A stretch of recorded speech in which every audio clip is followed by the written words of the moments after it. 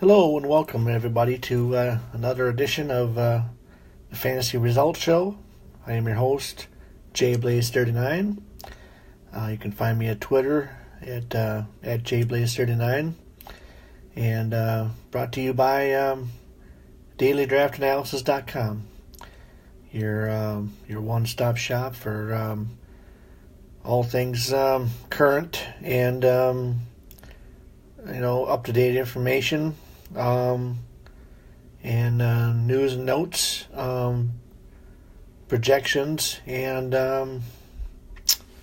rankings for your every week DFS needs, and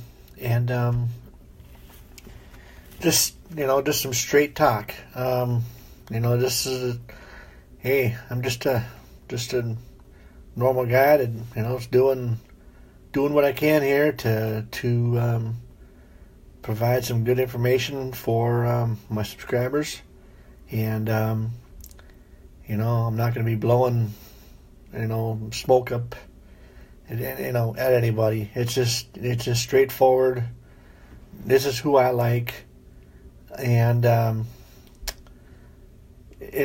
nonsense type of advice. So I tend to be a guy that tends to think outside the box. I'm not afraid to take chances. That's how I've been successful, and I'll tell you if it's going to be a safe play or not. We're going to go through each matchup, and from a game flow perspective, and get you all ready to go for your games on Sunday. So let's get to it. The first game we're going to get to is going to be looks like Chicago hosting Carolina. We're going to go through the 1 o'clock games here first. This is an interesting matchup here. Cam Newton's kind of been on a little bit of a roll here lately. But Chicago plays a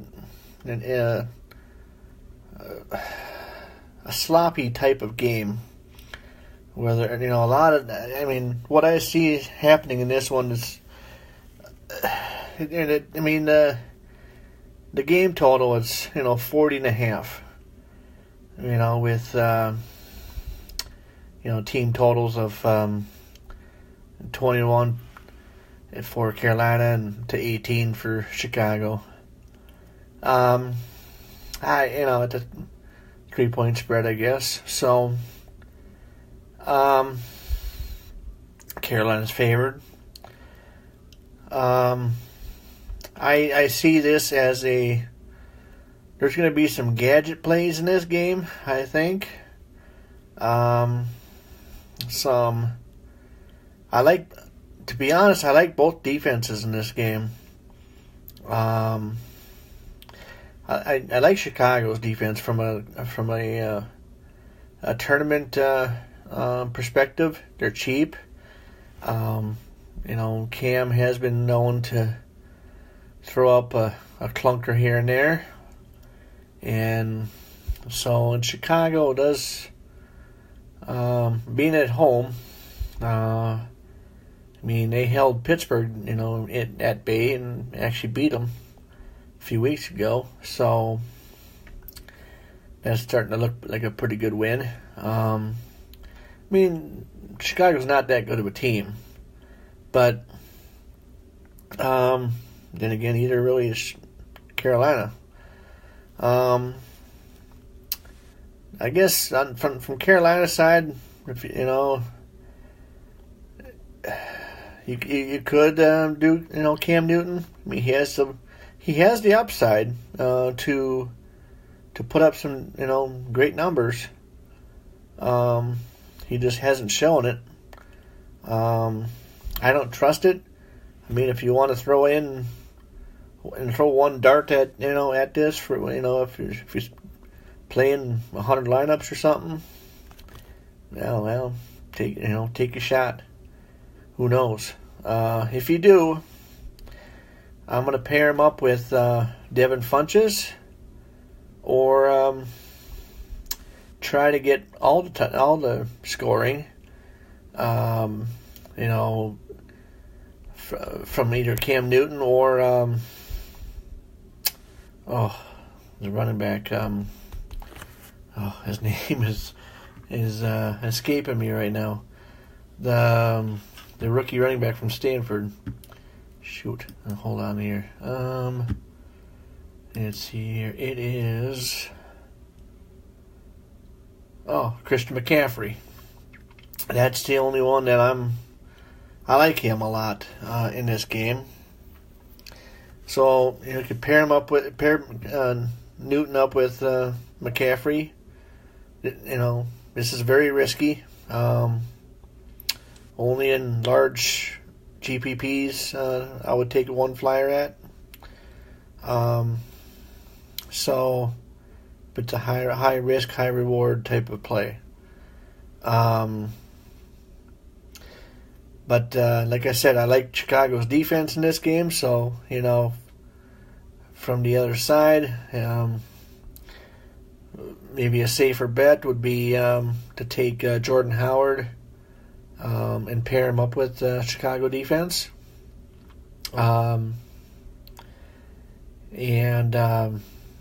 Maybe Zach Miller as a off the wall type of tight end play. Who, if he more so on FanDuel because it's more touchdown dependent. So, and that's more of Zach Miller's style.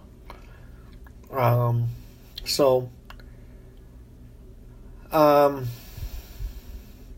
guess you could go with Carolina's defense.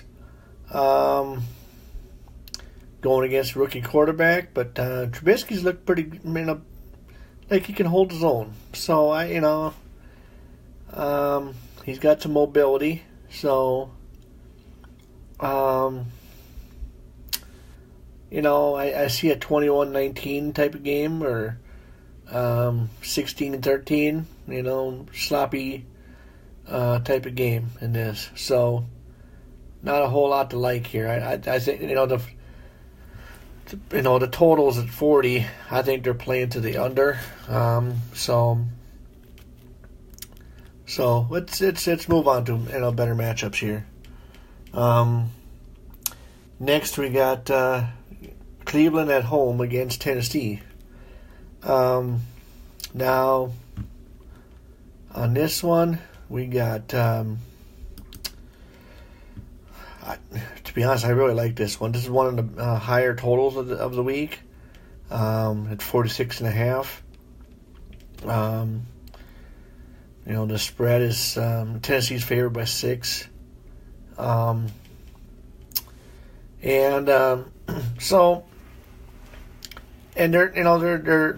projection for points is 26 for Tennessee and 20 for Cleveland. Well, okay. You have to ask yourself that if the Titans are going to get 26 points, how are they going to get it? My thinking is it's all going to hinge on Mariota. He's my favorite quarterback of the week, especially for tournaments. And I have heard some talk of him this week on other shows. But that's okay. They just because they talk about him doesn't mean they're all playing him. So, I think he's back to health, and I think he's. I would pair him up with Delaney Walker. I'm hearing a lot of talk of Eric Decker this week. I could see that. I could see Eric Decker both as a GPP and a cash play. Another guy I like is Derrick Henry.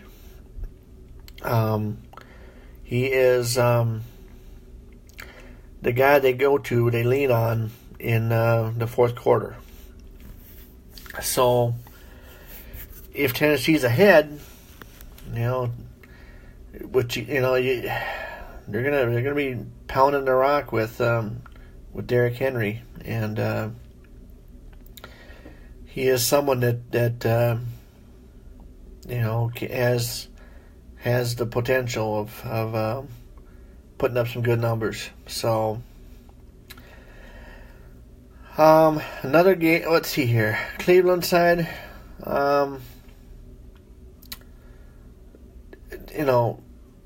Just one note about Delaney Walker. Cleveland's terrible against the tight end. So, and everybody knows that.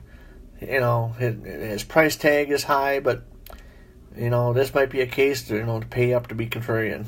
So that's the only way I would go about this. If you wanted to go with Cleveland side, the guy I would look at most is Duke Johnson, their pass catching running back. You could go with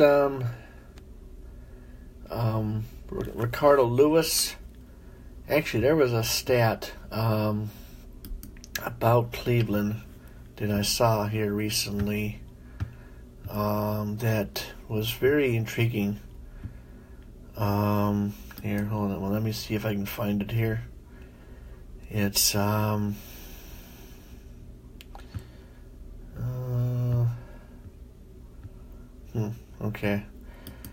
Well, I think this game is going to be playing to the over. It's going to be a higher scoring game, and you could do that ping pong of with the running backs with Henry and because he does catch the ball too, and Duke Johnson. So that is something to look at. Now, where was it here? Oh yeah, okay. On Rashard Matthews is like the top receiver for Tennessee, but he's going to be blanketed by the Browns, best defender, Jason McCourty, and he's about as close as you can get to a shutdown cornerback. So,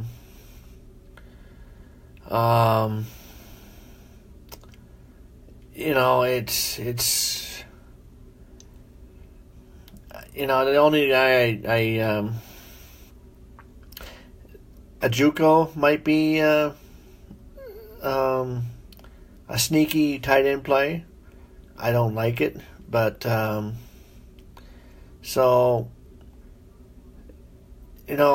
Duke Johnson leads the pass catchers, even of all the receivers. He's got 27 targets so far this year with Kaiser throwing the rock. So Tennessee's could be in play for defense, and pair him up with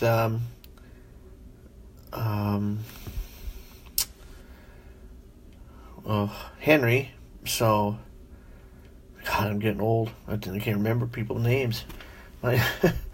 Anyway, let's see here. DeShone Kaiser's returning. After playing Kevin Hogan. Well, they're going back to him now. So, but Kaiser has shown he had put up some numbers too. I know he's turnover prone. But there could be a back and forth scenario in this matchup. So that is something to consider. Usually, if you got two bad teams, there could be some fancy goodness. So something to consider there. And if you wanted to do it, Ricardo Lewis and Rashard Higgins and Duke Johnson are my three favorites for Cleveland side. So anyway, I spent too much time on this one. The next game is going to be Green Bay at home against New Orleans. Now, of course, New Orleans always in play with their offense, and Drew Brees. It's Drew Brees is Drew Brees. I mean, there's a lot of talk about him, and he's also the highest priced quarterback on the main slate on DraftKings. So, the point total on this, I believe, is a high of 47.5. Well, now this game doesn't have the same type of luster as it would have if Aaron Rodgers was playing. I'm hearing a lot of talk and rumblings of Hundley, Brent Hundley, the guy taking over for Rodgers, as a cheap punt quarterback flyer. I guess you could go that way. I think he's going to be incredibly chalky, and I think it's something that is easily fadeable in this.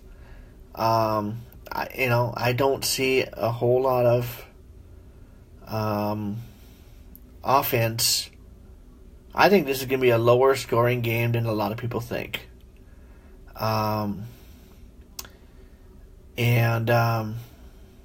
This could be. I think this is going to play to the under because, New Orleans, unless it gets sloppy on both sides with the defenses,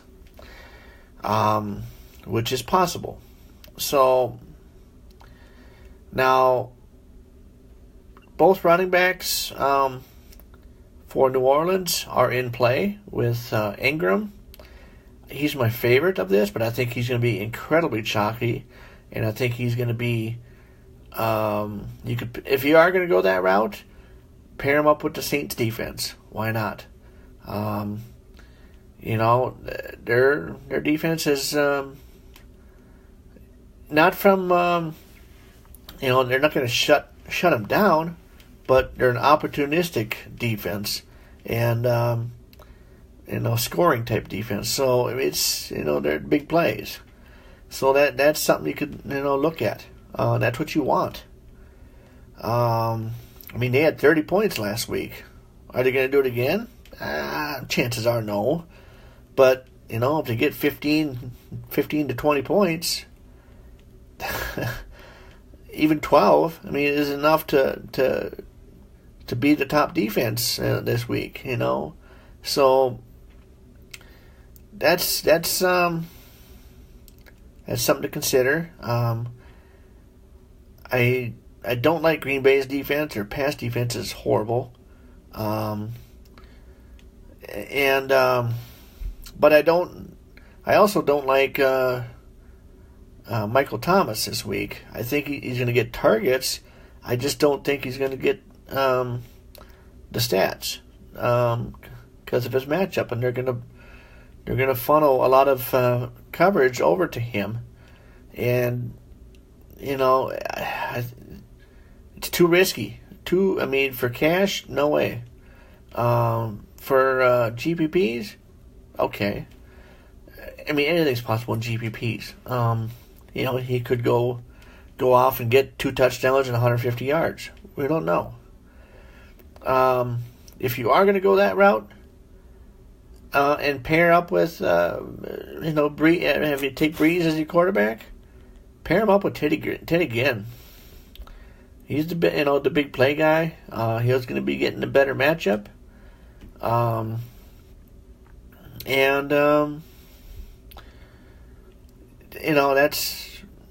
another guy to look at is Alvin Kamara. Because if this game goes back and forth and it does get kind of higher scoring, or weird things happen. I mean, Kamara's they do like him, and they're gonna use him a lot. So that he could use both running backs there. As far as Green Bay, the only guy I'm considering is Jordan Nelson and Aaron Jones. I don't like Ty Montgomery because of his ribs. I don't think he's fully healthy yet. Aaron Jones is the better back, and he's just a better option here. So,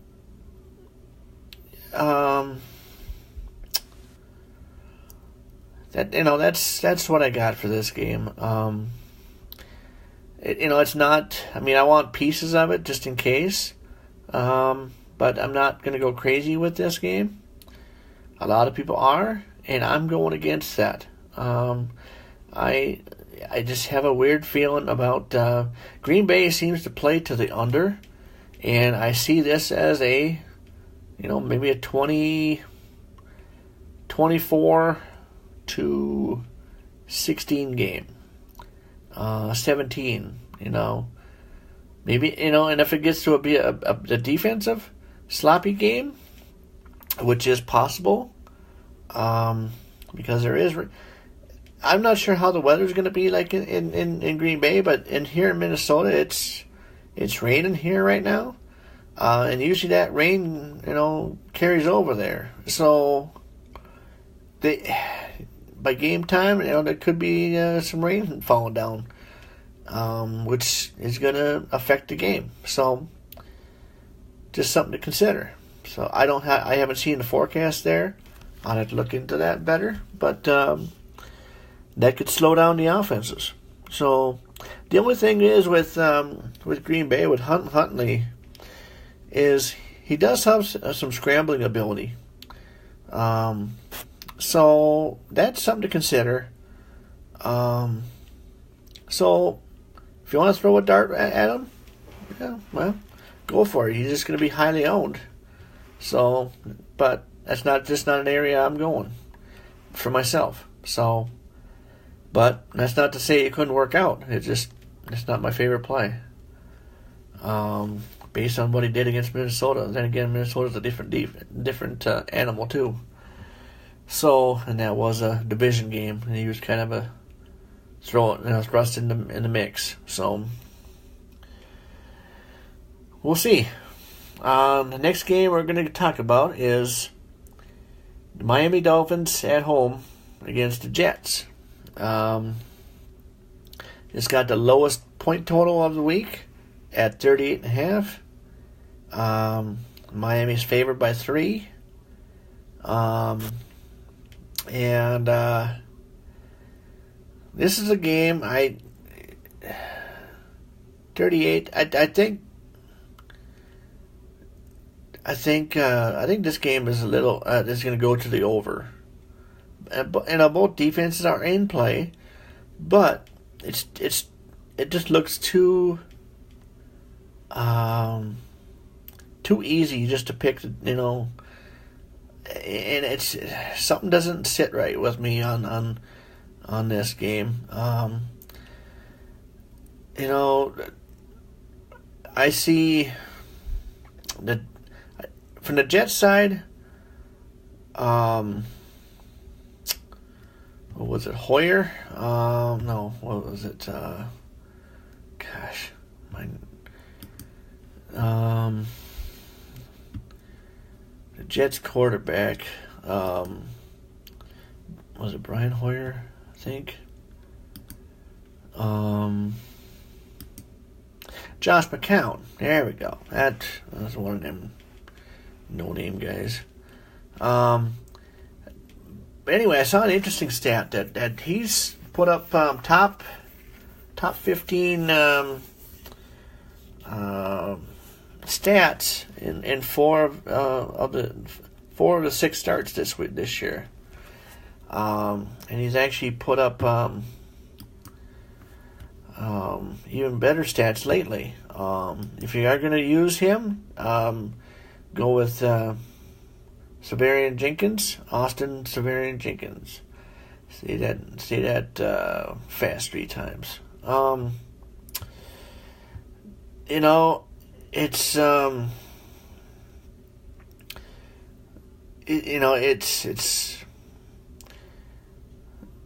the Jets' pass defense is very lopsided. They're very good against the run, but they're horrible against the pass. So you could go with Robbie Anderson, and if you want to really get crazy, you could do a stack of McCown, Austin Severian Jenkins, and Robbie Anderson. Would it play out? Well, possibly, and then kick it back with Jarvis Landry, or maybe even Kenny Stills, because for one, nobody's going to be on this stack, and two, if it does get into a shooting match and a shootout match, which is possible, I want multiple pieces of it, and that's where the scoring is going to come from. Jay Ajayi, is capable of throwing up a 200-yard running day. Also, the Jets' run defense isn't as good as it used to be. I don't like the Jets' running backs at all this week. I think it's very pedestrian. And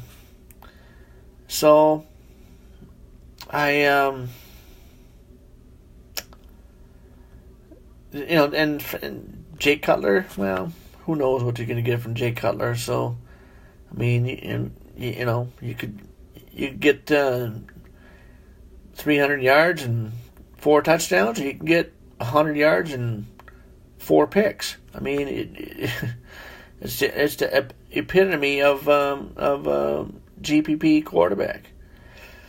It's you don't know what you're going to get. So, the play I would prefer is go with McCown and Jenkins, and then kick it over to Landry, and maybe Jay Ajayi, and stack it up. Now, yeah, it's got the lowest total, and it's, there is something to that. So it could be a sloppy, defensive type of battle game. Okay, that's what everybody wants you to believe.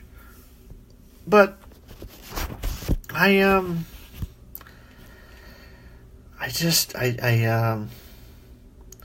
see the Jets winning this, like 20, something like 28,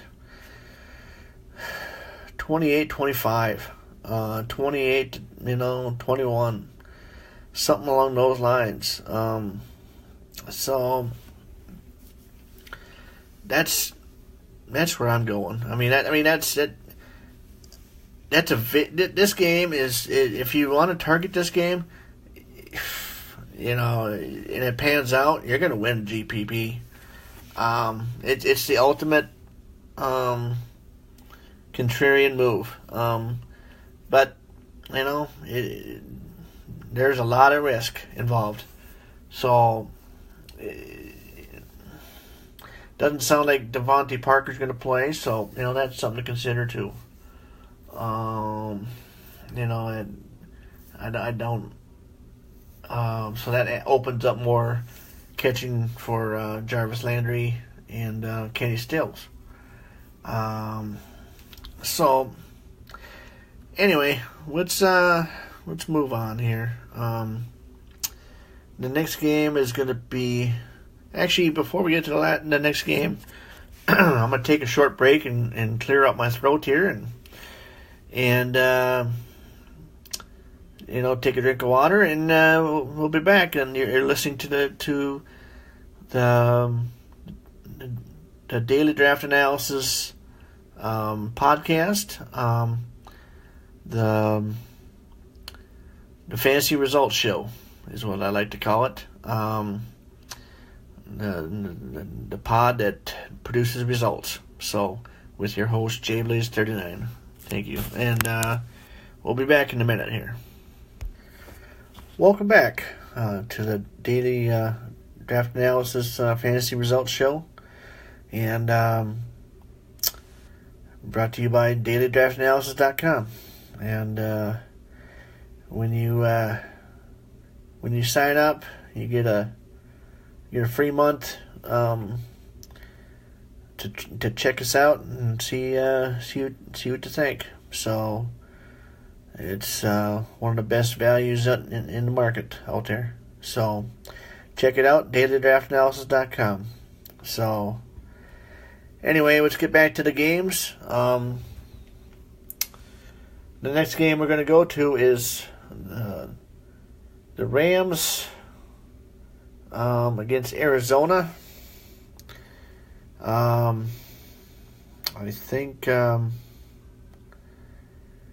think this is actually. Is this game in? I thought this game was in London, but maybe not. Maybe that's next week. I'm thinking of. Anyway, it's a division game. Hold on, let me check this. I think it is. This is nobody seems to have that note in here, so maybe it's just me. Anyway, the game. The people I like in this game, what I'll say about it is this is very it's a division game, and it's got a point total of 47. Rams are favored by 4. And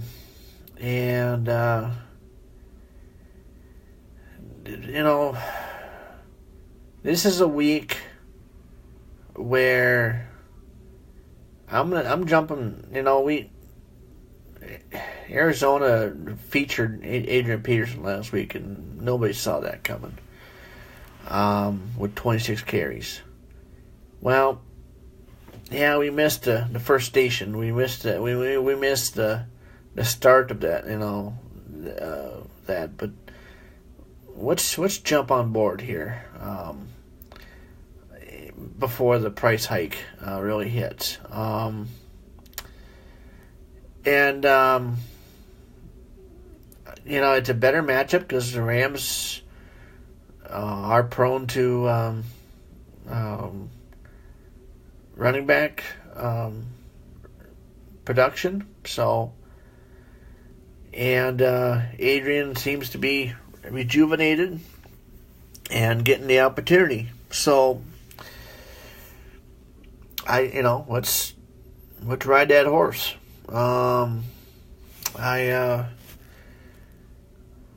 He's one of my favorite plays of the week for running backs. and you could pair him up with Todd Gurley also as a ping pong action there with the two running backs. So, there's some talk of Palmer being back on the map after doing really well last week with Larry Fitzgerald. Fitzgerald's going to get targets. I'm hesitant to go back to Palmer. I think he could be decent. I don't think he has the. I don't think he's going to produce like he did last week. Although the Rams seem to play to the over, so this game could turn into a shootout. If it does, I'm liking me some John Brown,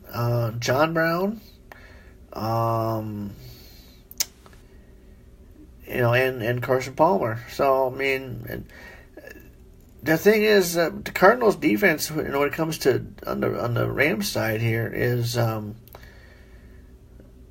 Jared Goff has been on the downward trend here for the last 5 weeks. That could be corrected this week, and I think his favorite target is going to be either Cooper Kupp or Robert Woods. Mainly because Sammy Watkins seemed, at least on the coach's film, he seemed like he was disinterested, at times during the last game. So it's, and plus he's going to have a tough matchup. He's going to be matched up with, Patrick Peterson. Now Peterson's a little dinged up, but he's still a good player. So, it's. I mean, that's if I'm going to a outside the box type of play here. I'm going with the tight end from the Rams, Everett. I think he's in play for a sneaky couple touchdown upside play. He's cheap, so that's somebody to consider. So you heard it first here.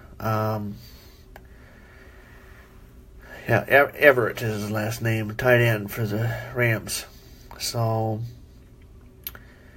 but other than those plays, Ellington, I guess if it turns into a shootout, even if he's playing, I guess you could roll with him, take that chance. I don't, he's going to be the pass catching back because, we all know that AP doesn't catch the ball, so, so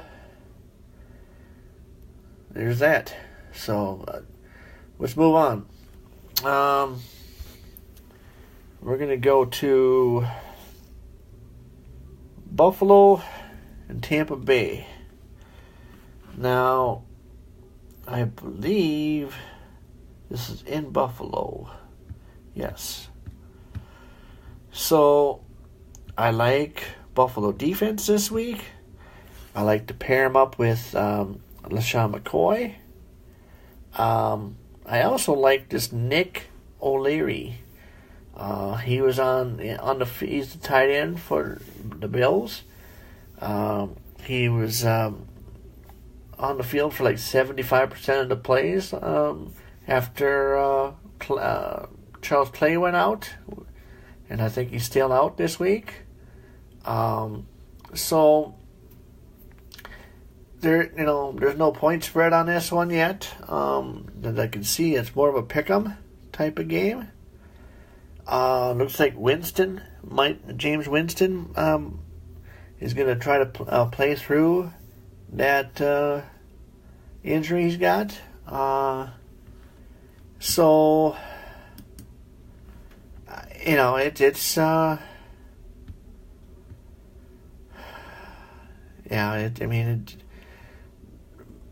Bills defense are my favorite, aside from the Vikings defense. The only thing about the Buffalo defense is they're not a like scoring type defense. They're more a just limit the points type of defense. So there is some of that. Now I will say this: Cameron Brate is someone that hit pay dirt. And where was it here? It was in 7 of his last 9 games. His snaps and his routes are up in the last 2 games. So he's someone it's on the upswing here. So looks like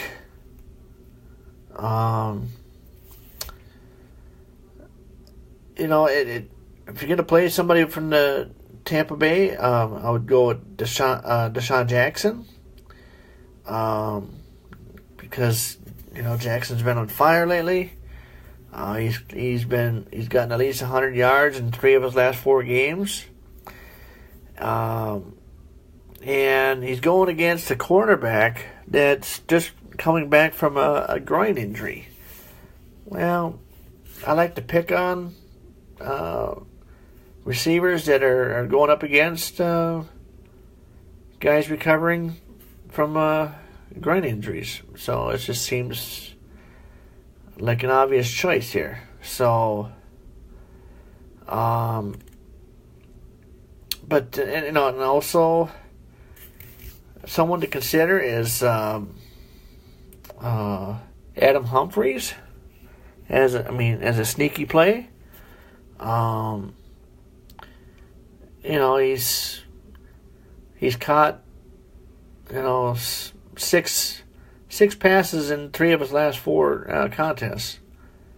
He's going up against the Bills slot corner Leonard Johnson, and he has the worst Pro Football Focus grade in Buffalo secondary. So there is some of that. There's nobody will be on these guys. So that is someone to look at. So obviously Mike Evans is a target monster. Well, I don't know if this is the matchup for him. But I also noticed, I was reading some notes, that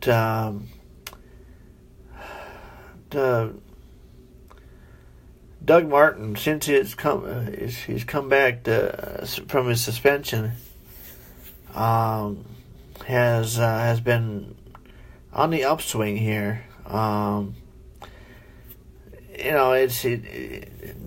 Just his production, or the way he's looking on the field, it's looking more like there's a big game coming here. So it could be this week, because he can catch the ball too. So that is someone to consider as a dart play. So just a little food for thought there. So, but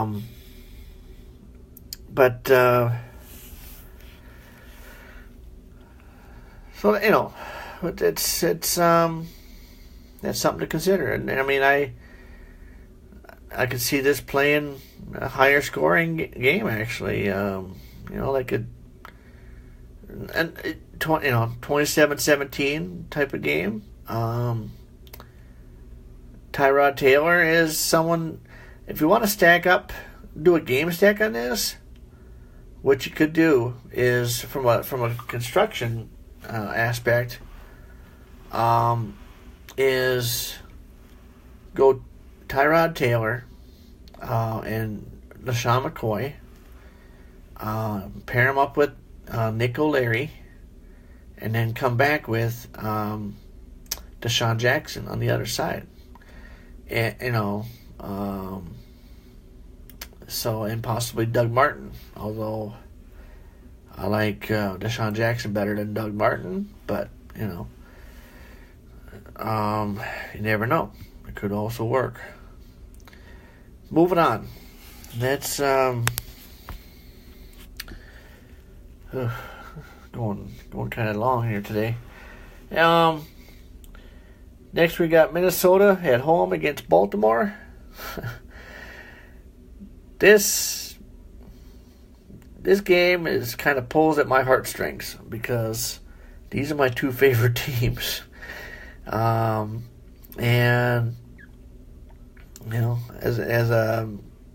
as a fan of both teams, so I'm Viking first here, but anyway, from a DFS perspective, there's not a lot to like here when it comes to offenses in this game, other than maybe Jerick McKinnon, and maybe Adam Thielen. That's about the only ones I like. I see this game as being just a defensive smash mouth type of game. Another guy I kind of like is Kyle Rudolph. Now, the Ravens haven't been very good against the tight end this year. Some of those stats are a little skewed by the one week three touchdown debacle to Mercedes Lewis. So, there is that. I mean, that was kind of an outlier, but hey, it's possible. I mean, and if Mercedes Lewis can get 3 touchdowns, I think Kyle Rudolph can too. So I don't predict that happening, but you never know. Now, Adam Thielen is a target hog in this game, and but he's going up against Ladarius Webb.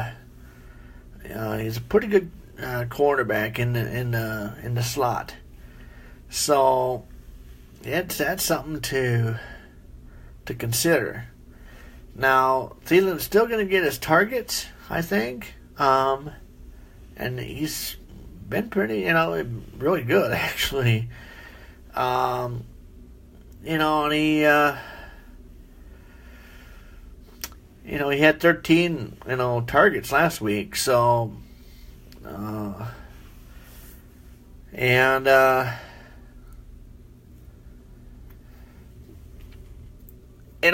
games that Diggs has missed, Thielen has had at least 8 targets in each game.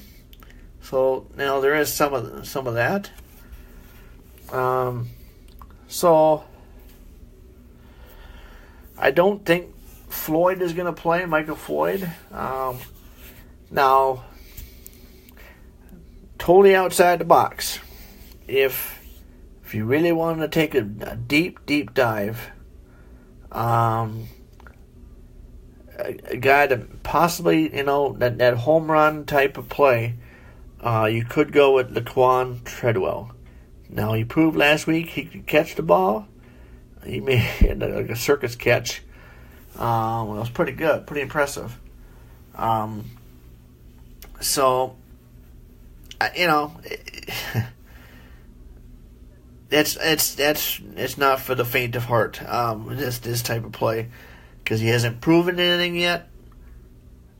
But the signs are pointing that it could be coming. Could be coming along here. Not that he's going to take off and do 150 yards a week? No, that's not going to happen. But he could have, say 3 plays and 80 yards and a touchdown? Possibly. So that's very, you won't have any ownership on him. So, it could afford you to really pay up in other positions. That is something to consider. So, but this is only in a large field GPP, off the radar dirt play. That's all it is. It's can it work? Possibly, but the odds are not in your favor. But it is possible. Anyway, like I said before, the Vikings are my number 1 defense this week. And, it's if you're going to do that, pair him up with Jerick McKinnon. Now, Brandon Williams is coming back. And he's a good interior run stuffer, which is going to limit the running for Latavius Murray. But Jerick McKinnon could catch some swing passes and do some sweeps and stuff to the outside that could have some big play potential. So that's something to consider. So let's move on. Let's go with Indy. We got 2 more games in the 1 o'clock, and then we'll move to the 4 o'clock games. 3 o'clock games on Central. We got Indy against Jacksonville. Indy's at home. And I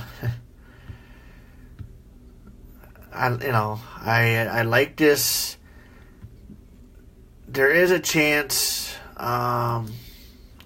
There's a chance that Leonard Fournette may not play in this game. If he does not play, there's going to be a lot of people that are going to be going to Chris Ivory, and I warn against that. I think he's going to be very chalky if that happens. And now this is the same issue to Fournette as he had in college. So, but Chris Ivory is the pass catching back. So he might get some opportunity yet, but I think it's a trap. I think Chris Ivory is a trap this week. I could be wrong, but the number 1 target for Jacksonville here, Marquise Lee. Well, I think he's I'm hesitant to go and endorse that. If you're just looking for 4 or 5 target, catches and 80 yards or something like that, 75 yards. There you go. Now, these 2 teams have had some high-scoring contests in the past. Could it happen again? Sure. Blake Bortles. This could be a game. I'm hearing a lot of talk of Blake Bortles taking a chance on him. It could be sneaky play. This is a different offense than before. Bortles has turned into more of a game manager here. But he could open it up in this game. So now on the other side, you got Jacoby Brissett. Now he's going up against the Jacksonville defense. It's going to be a tough battle. But you could pair him up with Jack Doyle, who was averaging like almost eight targets per game, and that is one area that Jacksonville can be had. So,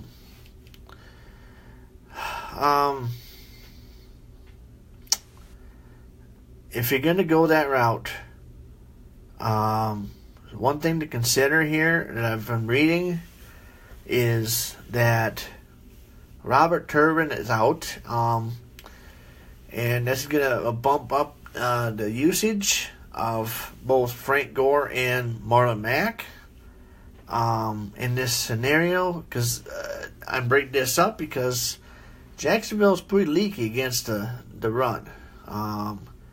And the coach, Chuck Pagano, spoke openly this week of needing to increase Marlon Mack's role. And, he's an intriguing tournament dart play here, because he can catch the ball, he can run the ball, he catches red zone targets. That's something to consider. I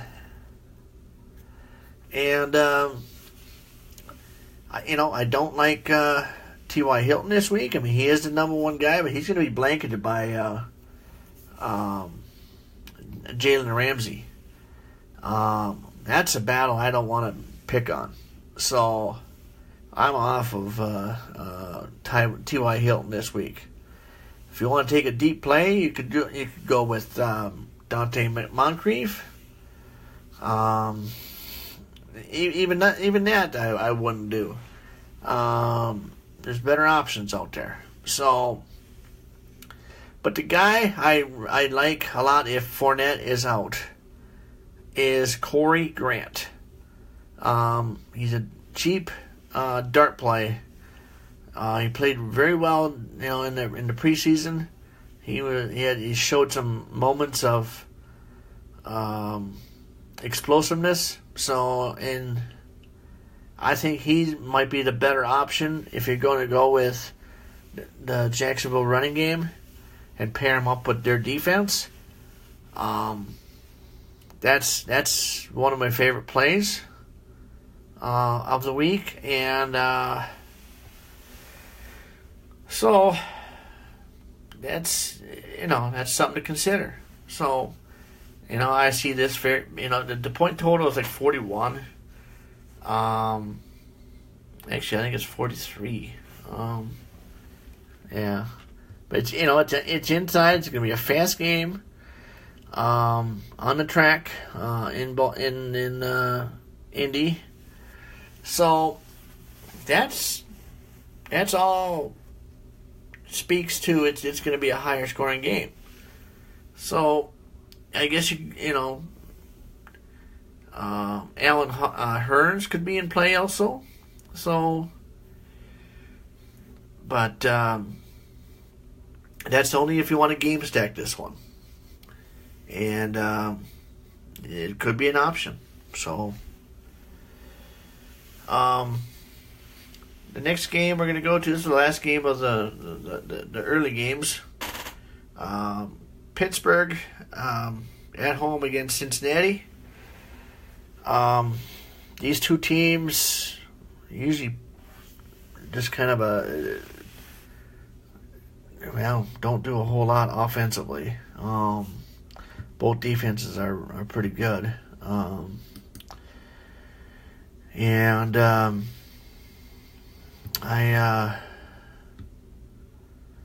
Let's see here. Okay? There was a stat that I saw recently where the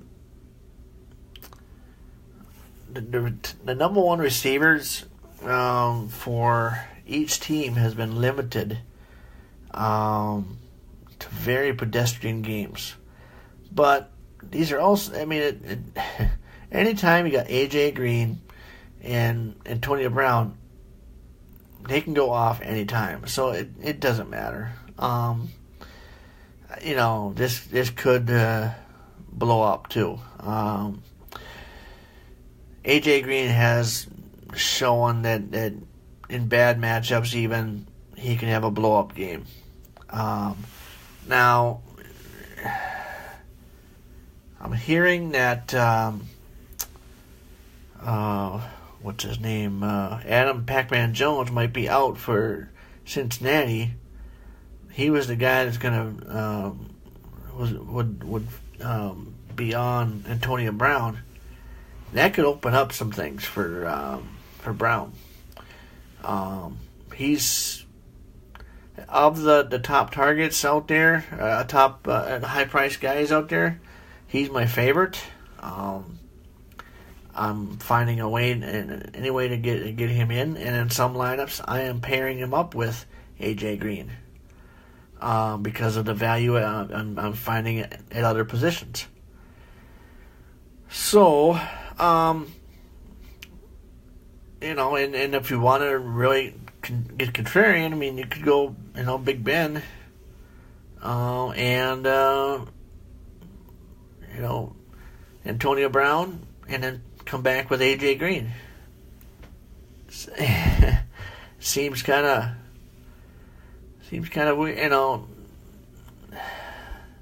unorthodox, but anything's possible here. So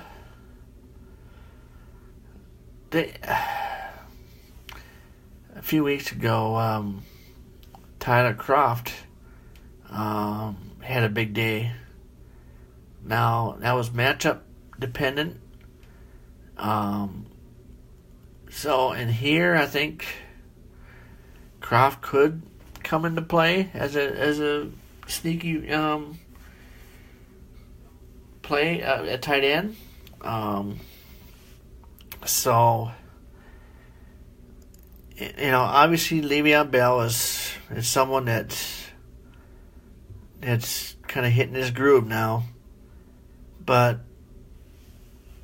he's going to put up decent numbers, but I don't see that he's got the upside for sure, but you're also paying for it. So I like him, but I just can't justify the price. So, and I think there's better opportunity elsewhere. So,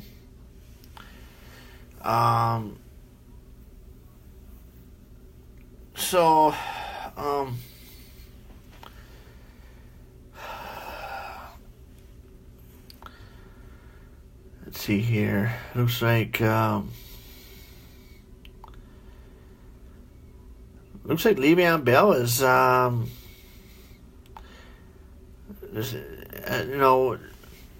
against Cincinnati defense. They have allowed the most catches to running backs in the first 6 weeks here.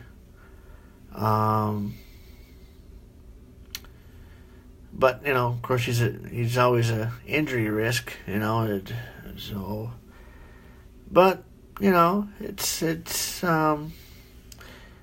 could go with Antonio. Now, this past week, at the beginning of the week, there were some rumblings that Martavis Bryant was asking for a trade. Well, because he's not getting the targets. There could be a narrative here where Bryant gets a lot of targets this week. Kind of the squeaky wheel gets the grease type of thing. That is something to monitor because he does have the talent. So that's, keep an eye on that. So that could be a sneaky play. If you go that route, you got to pair him up with Roethlisberger. So that's the only way that's going to work. So, let's move on. Of course, both defenses are going to be, chalky. So, just I'd stay away from them. Maybe Pittsburgh. That's about it. So, now let's move on to the 4:00 games.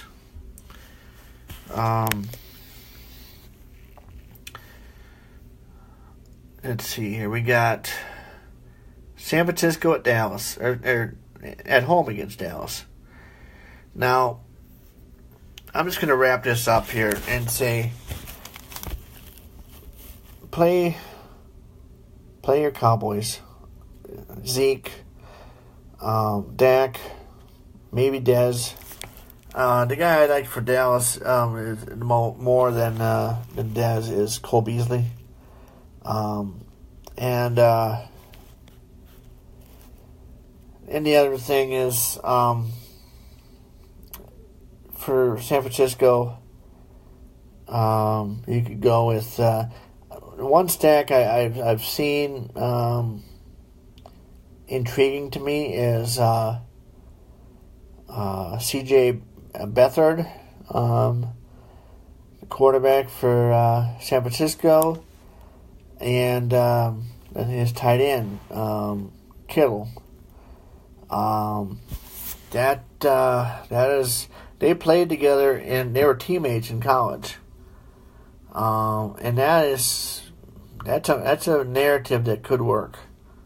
We'll have to monitor that. But if you really want to save some money, you could go that route. And then also Pierre Garcon's always in play. Goodwin is a GPP play only. He's kind of the deep threat guy. So, and I don't know how well Beathard, throws the deep ball, but it's something to look at. So,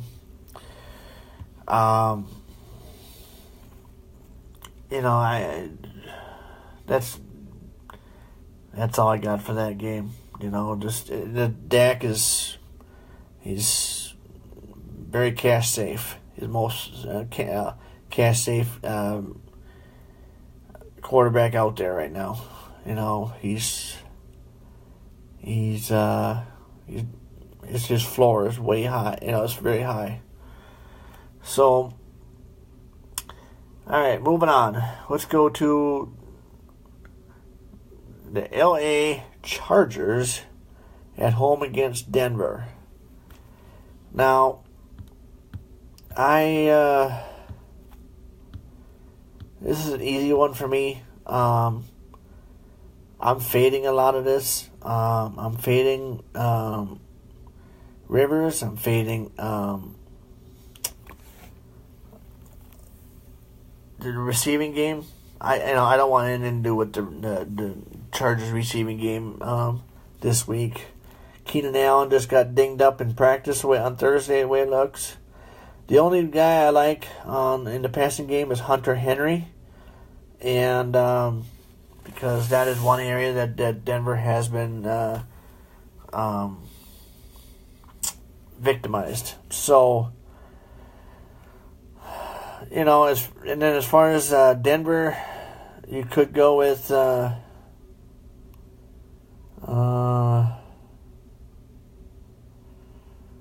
let's see here. I was just seeing a blurb here. It's home run hitter maybe. You could go Travis Benjamin, perhaps. I don't recommend it. So, Melvin Gordon is in play, and he's going to be chalky, but and I have no problem fading him this week, because Denver's been really good against the running back this year.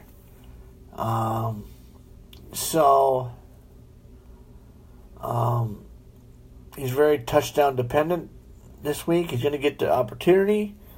Well, depends on how he does with it. I mean, we just saw the Giants running game, run all over the Denver defense. So, there could be a blueprint there. So, in GPP, you could go with Melvin Gordon. So, but I'm not recommending it. C.J. Anderson, could be a candidate for a bounce back play. Not a lot of people are going to be on him because of last week and recency bias, but he's got the opportunity. But he also is losing some carries to both Jamal Charles and Devontae Booker. Well, so Anderson's not going to get the volume like he did before. So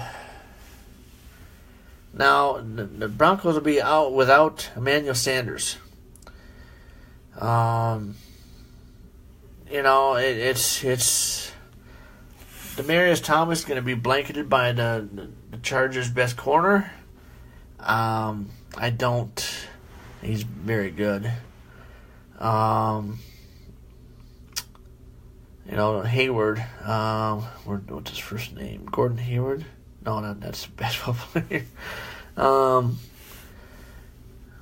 Anyway, it's Casey Hayward. That's what it is. I don't like the matchup. I'm going in with the other guy. And with Sanders out, that puts Benny Fowler in play here. He's going to be very low owned, very cheap. I like him a lot this week. He's one of my favorite punt plays of the week for GPPs. So, as far as opposing tight ends, there's no interest in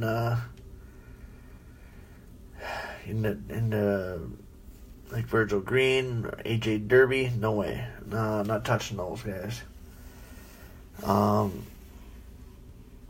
So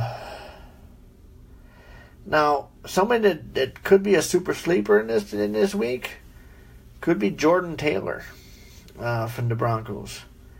That is a name to consider. So just a hunch, but if this game gets to be a high scoring game, hey, that could be. If they're gonna get 3 or 4 touchdowns, you have to ask yourself, can Taylor get one of them? Get behind the defense and get one of them. If yes, then play him. If not, don't.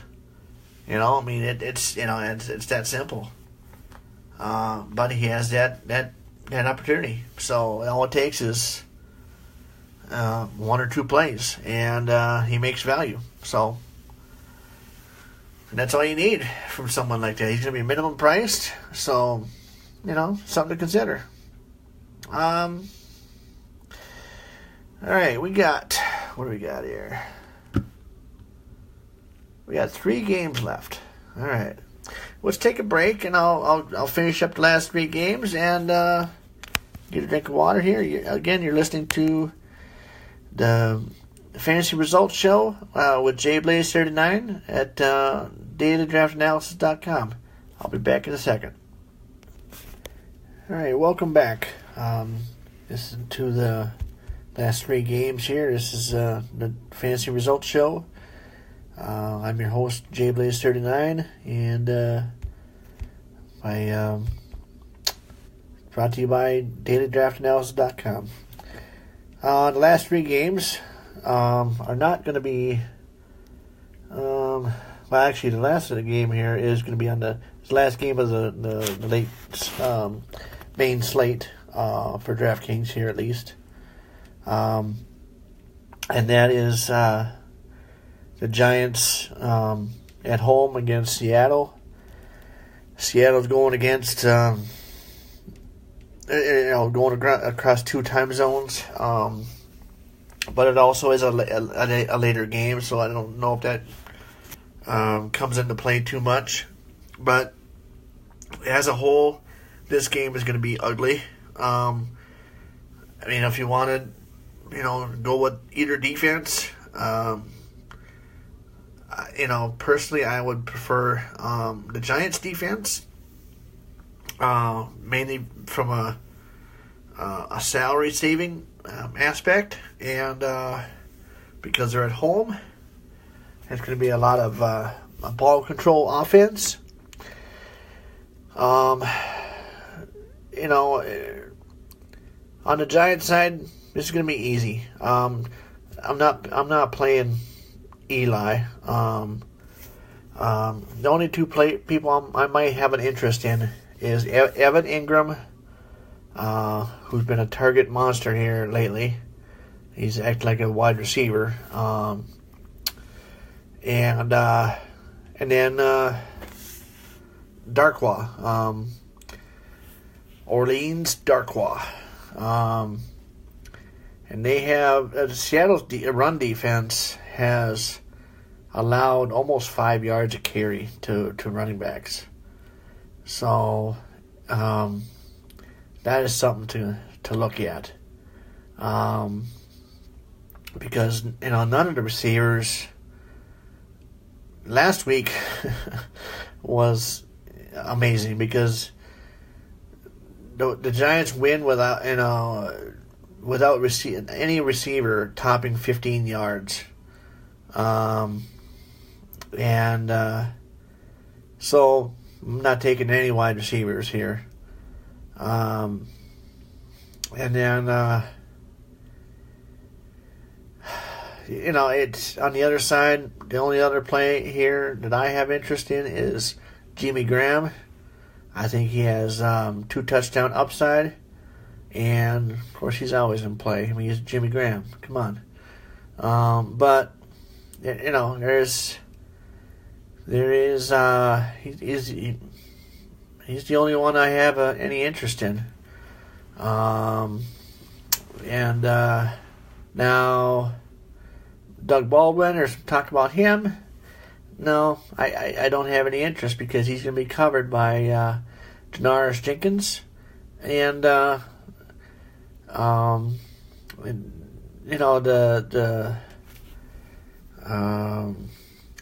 DRC is going to come back, Dominique Rodgers-Cromartie, and he even if Baldwin goes in the slot, it's a tough matchup for him there also. So that doesn't bode well for Baldwin. If you're going to take any flyer at all, what you could do is take Tyler Lockett, because he's going to be running more out of the slot route, and avoid Janoris Jenkins.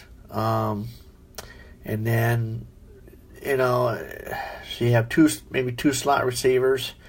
DRC's going to cover Baldwin, and Lockett, run the other one. And another thing is to consider with Lockett is he returns kicks too. So in a GPP, you could take a flyer on him and stack him with the Seattle defense, and run it that way. And that way you're double dipping. If he scores a touchdown, as a receiver, and then maybe by chance he runs one back, my gosh, you're just doubling your points right there. And that's part of the correlation I'm talking about when you're putting together your puzzle, your lineup construction. So all the pieces got to match up. So just finding that right combination. That's what we're all doing here. So that's all I got for that game. But it's that was an easy one to get by. Anyway, you could now the next game is well, it's going to be on the Sunday Monday slate and like the primetime slate.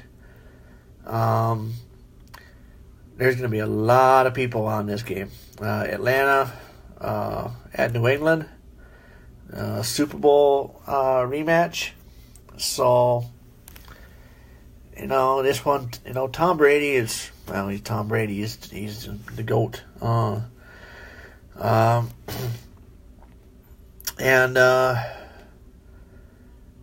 He's been a top 10 fantasy passer at least, 4 of the last 5 weeks. Throwing multiple touchdowns and 300 plus yards in 5 straight weeks. Load them up. Stack this game up. Do a game stack. But the obvious ones are obvious. But you could take the obvious ones, but then throw a wrinkle in it. Throw in someone like Dion Lewis. His snaps and his usage has been trending up. That is something to watch. On Atlanta side, Matt Ryan's it's a blow up spot for him. It's the best matchup he's had all year. And Julio Jones is gonna get a lot of targets this week, mainly because there's been a lot of talk of the coach Dan Quinn calling out Sarkisian, the play caller, for failing to get Julio the ball enough. So it's then again, Belichick has a history of taking away the other team's number one option. So that is something to consider. That could be a trap. I like Julio Jones. I think he'll be lower owned than a lot of people, especially in the Sunday Monday slate. But in the primetime slate, oh shoot, he's gonna be really high owned. Now Mohamed Sanu is coming back. That could be, throw a wrench in things. The guy I like is Austin Hooper. And if I'm gonna stack that, I'm gonna stack Ryan with Hooper, and then possibly that Coleman, Tarek Coleman, from he's sniping a lot of plays away from Freeman, and from an ownership perspective, Coleman, I like his upside, better because he's out targeting Freeman 20-13, and he's had double digit touches in 3 of the last 5 games. So, this game matches. It sets up better for Coleman. So, not to say that Freeman's a bad play here, but you could do both. Play them both. And that could be a strategy to use. So, neither defense is in play. None. Obviously, Gronk is in play. Brandon Cooks, Chris Hogan, Damian and Amendola, James White. He's a sneaky play too. So, Taylor Gabriel. They're all in play. So, but anyway, and this is going to be the marquee game. So a lot of people are going to be focused on this game. So you could play this game. Just maybe do a little different variation of the obvious stacks. So that's something to consider. So the last game of the week is going to be Washington at Philadelphia. Well, the division game.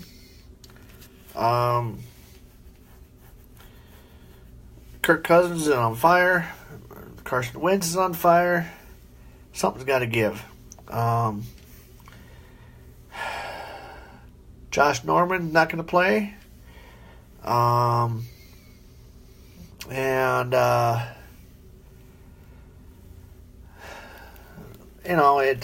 It's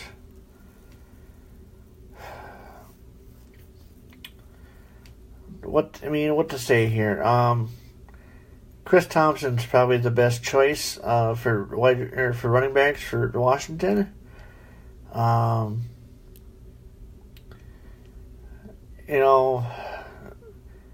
Jamison Crowder's in play. Jordan Reed, I think, is healthy now. Also,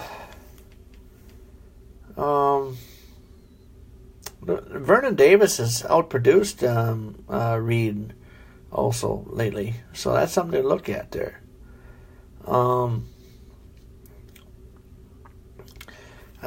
LeGarrette Blount is in play. He's had at least 14 or more touches in 3 straight games. He's very touchdown dependent. And, Zach Ertz is obvious play here. Alshon Jeffrey, you can stack this game up also. There's going to be some points scored here. I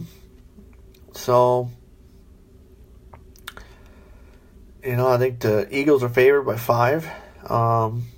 So a sneaky play here is Josh Dobson from the Redskins.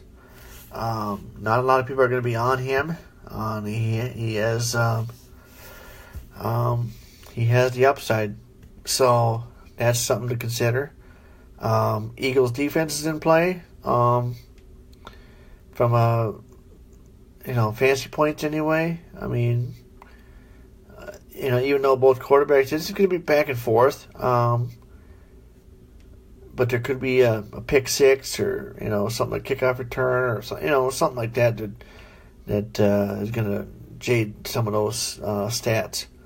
So I don't like Pryor, so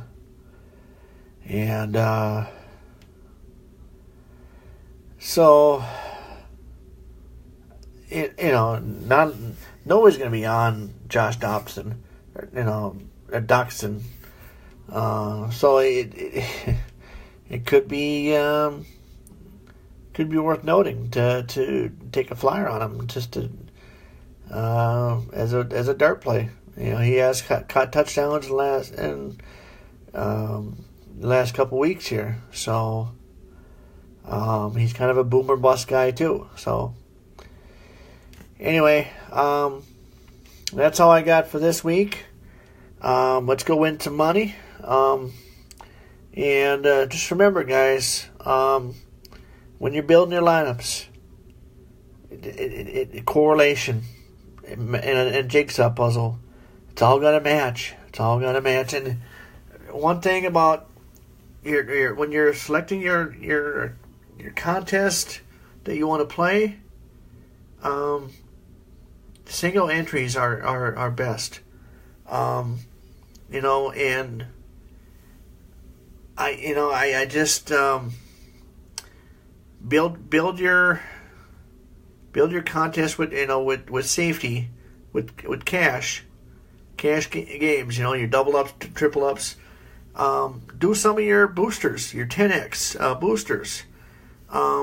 Do not the winner take all. Those are sucker bets. Don't do the winner take all.